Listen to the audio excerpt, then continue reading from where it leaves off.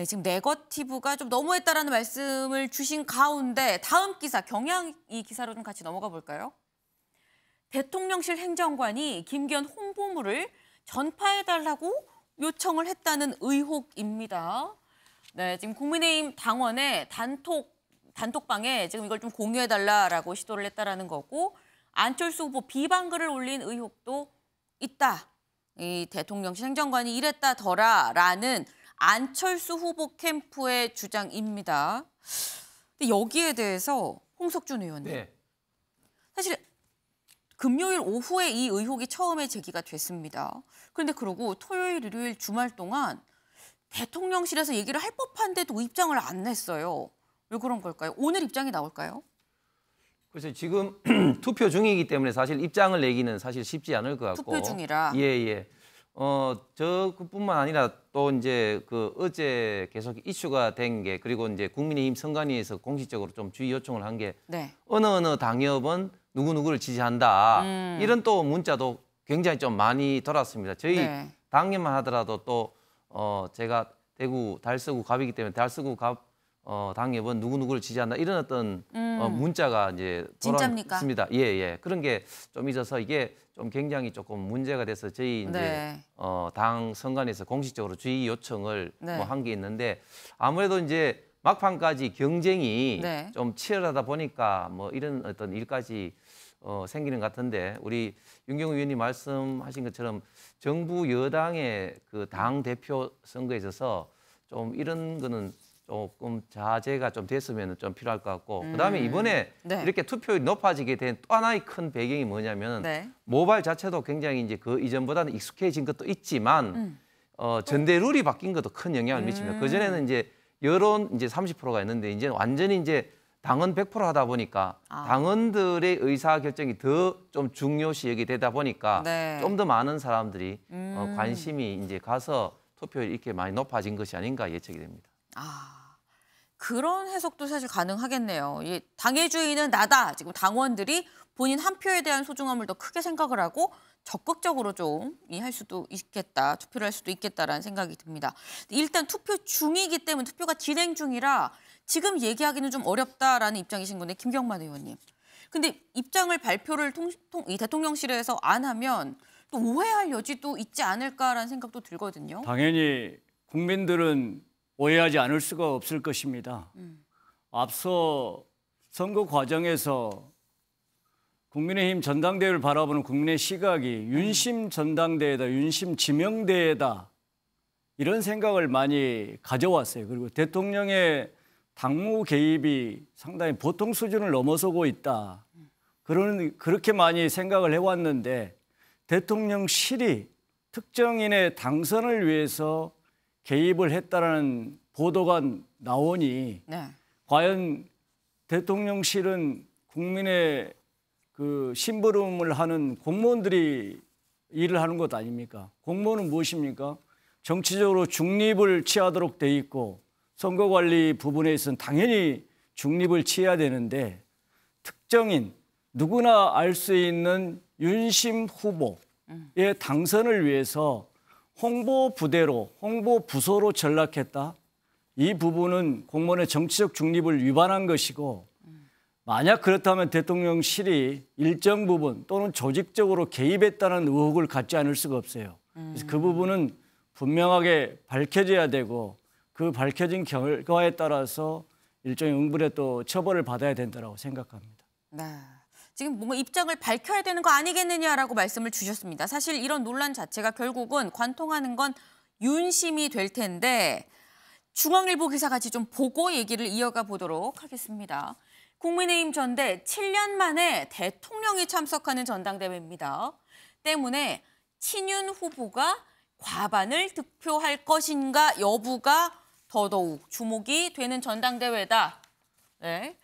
투표는 일단 내일 끝나고요. 이제 이 모바일 투표가 끝나고 지금 ARS 투표가 오늘과 내일, 그래서 내일 투표는 완전 끝납니다. 그리고 8일 날 결과만 발표를 하게 되는데 여기에서 이 결과를 발표하는 자리에 대통령이 참석을 하게 되는 겁니다.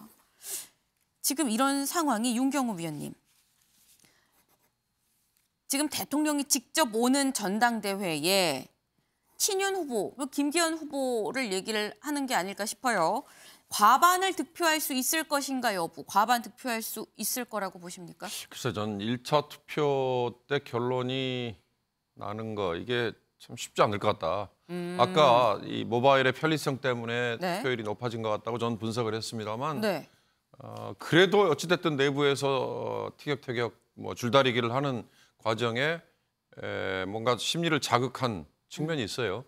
아까 어느 패널께서 말씀했습니다만 82만, 83만 정도 되는 당원을 놓고 조직을 가동한다. 네. 이건 쉽지 않죠. 그리고 요즘 같은 때 조직 가동했다가 조금이라도 흔적이 남는 경우는 선거법 위반으로 그건 오히려 벌을 받아야 하는 거 아니에요. 그러니까 그런 점을 감안하면 김기현 후보가 압도적으로 이길 가능성이 그렇게 높지는 않아 보여요. 다른 후보들보다 조직력이 센 게 김기현 후보기 때문에. 이긴 하지만 그리고 무엇보다 저는 그런 네. 얘기를 가끔 드렸습니다만 여당 쪽에 당원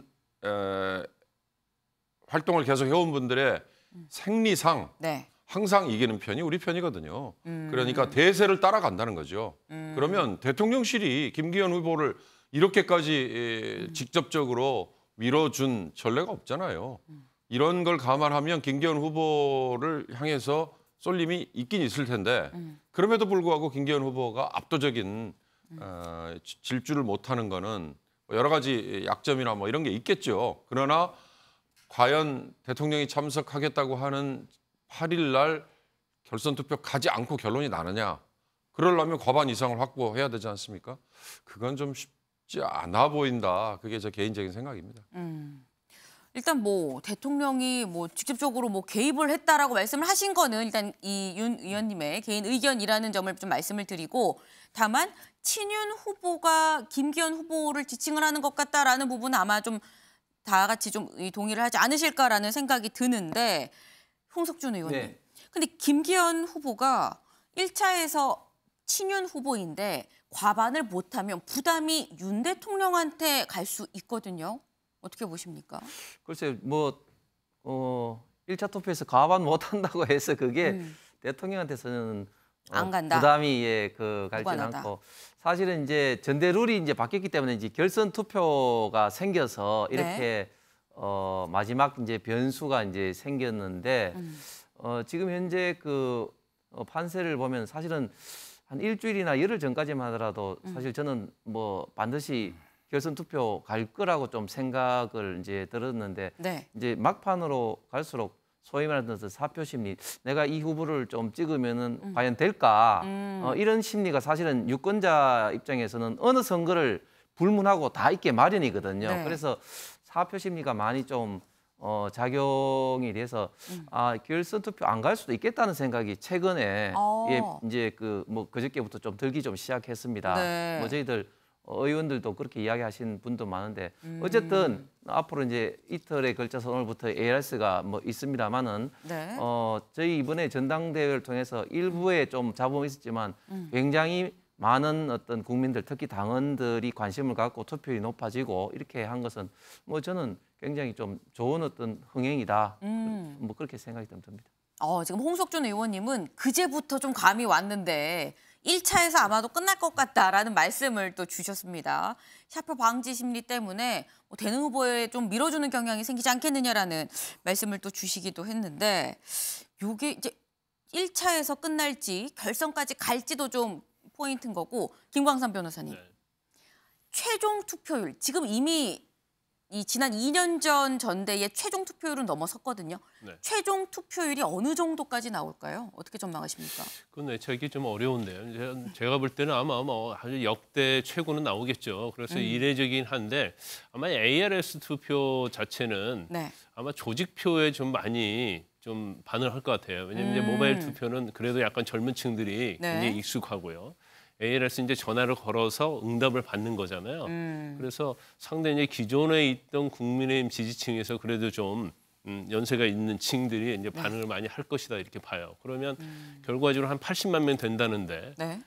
제가 볼 때는 적어도 60% 이상, 경우에 따르면 뭐 70% 갈 수도 있겠죠. 물론 70%는 좀 힘들 거라고 봅니다. 네. 그렇지만 그러한 어떤 국민의힘 당원들의 적극적인 어떤 이런 참여 이런 거 자체가 사실은 뭐 국민의힘에게는 굉장히 많은 힘이 될 거예요. 그리고 이제 향후에 있어서도 물론 이제 누가 되느냐에 따라서 이제 네. 대통령 관계가 상당히 정립하는 데 있어서 영향을 많이 미치겠지만 아마 대통령이 8일 날 전당대회에 참석한다는 것 자체는 제가 볼 때는 물론 이제 국민의힘 측에서 영향력이 없다고 하지만 대통령이 그 당시에 참석한다는 거 의미 자체는 제가 볼 때는 당원들에게 미치는 어떤 뉘앙스나 메시지가 좀 있을 거라고 봐요.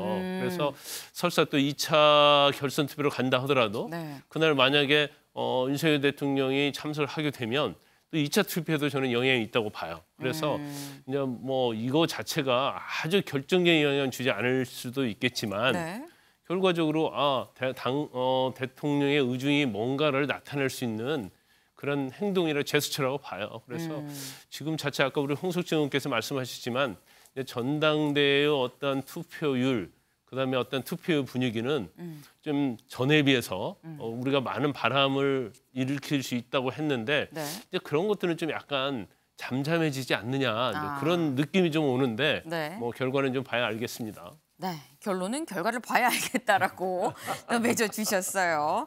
네, 저희 마지막 서울신문 기사 하나만 딱 더 보고 갈까요? 서울신문 기사. 윤심 파워 후보 감별사 SNS 폭격.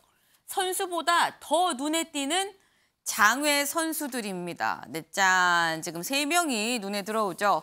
이준석 전 대표, 장제원 의원, 나경원 전 의원까지 지금 3명이 있습니다. 일단 여기 보면 윤 대통령이 있습니다. 윤 대통령 국면마다 뭔가 닭의 장악력을 좀 과시를 했다. 장제원 의원 후보 교통 정리를 하는데 좀 두각을 드러냈다. 이준석 전 대표 패키지 후보로 좀 승부수를 좀 던졌다라고 지금 서울신문은 지금 그렇게 썼는데 김경만 의원님. 네. 이번에 선수보다 더 눈에 띄는 장외 선수 누구라고 보세요? 어쨌든 그 천하람 후보가 돌파를 일으키면서 네. 이준석 전 대표가 상당히 후견인 역할을 했지 않습니까? 그래서 근본 국민의힘 전당대회가 높은 투표율 그리고 흥행에 좀 일정 부분 또 성공했다라고 평가하는 이유도 아마 그 늘어난 당원들도 있지만은 젊은 층의 참여 이런 부분도 상당히 요인이지 않을까 생각을 해요. 그래서 이런 장애 선수 참 이것도 좋습니다만은 어쨌든 여당의 그 전당대회고 그렇다면 국정을 책임지고 있고 최근에 민생과 경제가 정말 어려운데 그런 부분에 대한 대안을 좀 발표하는 정책 전당대회가 돼야 되는데 오로지 남는 것은 윤심이고 김기현 후보의 땅 투기 의혹이다. 이게 과연 국민들한테 바람직할까? 참 아쉬운 마음을 표현하지 않을 수가 없습니다. 전당대회에 장외 선수 말고 주전 선수에 좀 더 눈길을 주고 싶다라는 말씀을 주셨습니다. 다음 키워드로 좀 넘어가 볼까요? 네. 이게 뭐야? 나오다만 거 아니야? 라고 생각하실 수도 있을 것 같은데 맞습니다. 숫자 3이죠. 오늘 숫자 3이 왜 나왔나? 찬찬히 좀 기사를 보면서 풀어가 보겠습니다. 다음 기사 같이 볼까요? 네. 개딸 수박 깨기에 이재명 사퇴 청원으로 맞불을 놨다. 민주당 진퇴양난이다라는 기사입니다. 지금 이재명 대표가 중단을 촉구하는 이 내용도 먹히지가 않는다. 체포한 부결 후에 10,000명이 입당 러시. 숨죽이던 비명 지지자들이 목소리를 내면서 이재명 사퇴 청원에 일단 3,000명이 동의를 했다라는 소식입니다. 아마도 여기서 좀 더 늘어나지 않았을까 싶은데요. 네, 여기서 보면 지금 개딸들 수박 깨기에 얘기가 나오죠. 대체 무슨 얘기인 건지 일단 영상을 같이 보고 얘기 이어가 보겠습니다. 국정도 없는 적들 얘기했단 말이구나.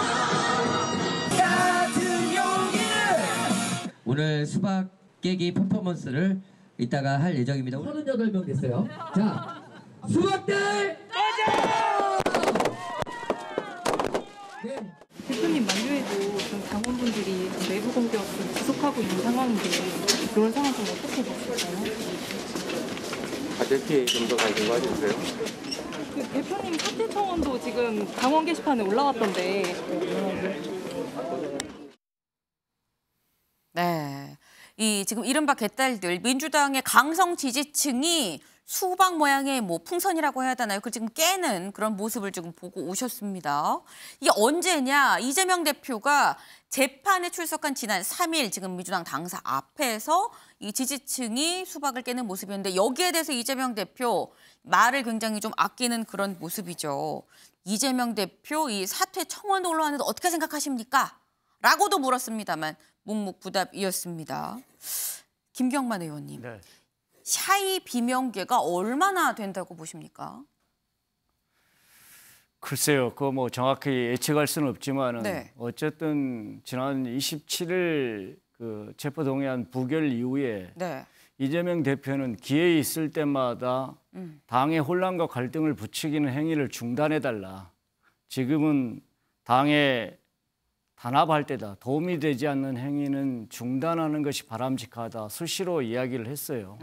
그럼에도 불구하고 당의 그 내부에 좀 이견을 달리하는 집단들, 강성 지지층인 이런 쪽의 그 수박 깨기, 그리고 또 사이 보수층이라고 하는 집단들 쪽에서 이재명 대표의 사퇴라든지 이런 쪽을 이렇게 암묵적으로 요구하는 상황들이 마치 충돌하는 것처럼 보이는데 네. 그런 부분을 최대한 그 좀 중단해야 된다. 당의 단합과 갈등 또 이 화합을 위해서 네. 그런 것이 당 집행부라든지 이재명 대표의 일관된 입장이고 지금은 무엇보다도 상당히 모든 부분이 어려울 때라 서로가 좀 일부 이견은 있을 수가 있지만은 네. 그런 부분을 최대한 자제하고 하나로 뭉쳐야 될 때이다. 그래서 정말로 우리가 지금 내부 분열을 가장 바라는 사람이 누구겠습니까? 누굴까요? 그건 전 생각할 때 당 내부의 친명도 아니고 또 비명도 아니라고 생각합니다.